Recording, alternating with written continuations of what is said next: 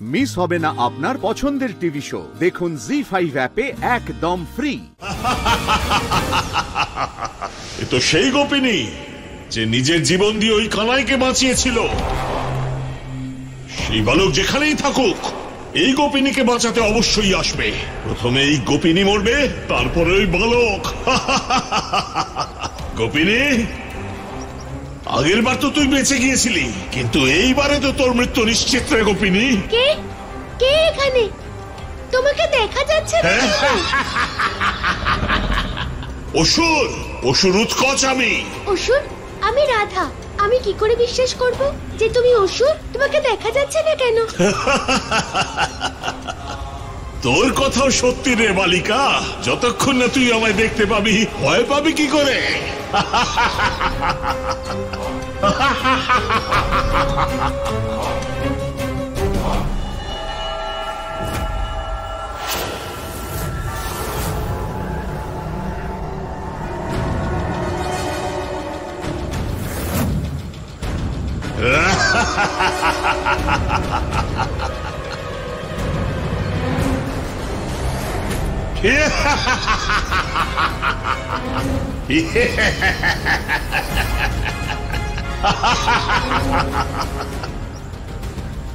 গোপিনী,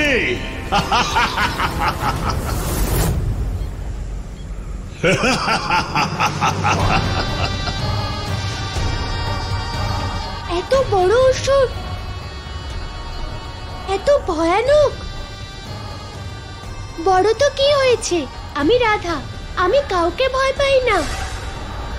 এর থেকে বড় গৃহ তো আমার বাবার কাছে আছে। গোপিনী, আমি কোনো সাধারণ গোপিনী নই, আমি রাধা।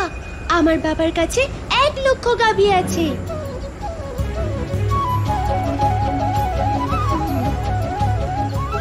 আমি কাউকে ভয় পাই না। গোপিনী, এখন চাইলেও আর কাউকে ভয় পাবে না, কারণ ভয় পাওয়ার জন্য তো বেঁচেই থাকবে না। তুমি শুধু হাসতেই পারো, কিন্তু তুমি এটা জানো না যে আমি তোমার সাথে এখন কি করব। দাদা, তাড়াতাড়ি করো দাদা, মনে হচ্ছে কোনো অনর্থ ঘটতে চলেছে। কারণ যখন পুতনা এসেছিল গোকুলে, তখনও এরকমই ঝড় উঠেছিল। কানাই, অনর্থ আজকে ওই অসুরের সঙ্গে ঘটবে। চল কানাই। দাদা সব সময় পরিস্থিতি না বুঝেই বল প্রদর্শন করতে চায়, কিন্তু আমি তো ভয় পাচ্ছি ওই নাকুচু রাধা আবার আমাদের আগেই অসুরের কাছে পৌঁছে না যায়। আরে চল কানাই। আমি রাধা, পুরো বর্ষানাতে কেউ আমাকে ধরতে পারে না। কানাই, কানাই, কানাই, বাঁচাও কানাই, অসুর এসে গেছে, বাঁচাও কানাই, কানাই, বাঁচাও কানাই। এ তো রাধার কণ্ঠস্বর।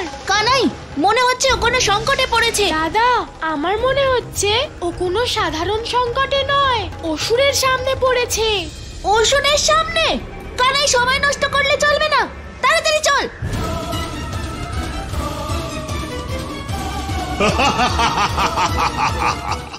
জি5 ডাউনলোড করুন আর সব এপিসোড দেখুন একদম ফ্রি।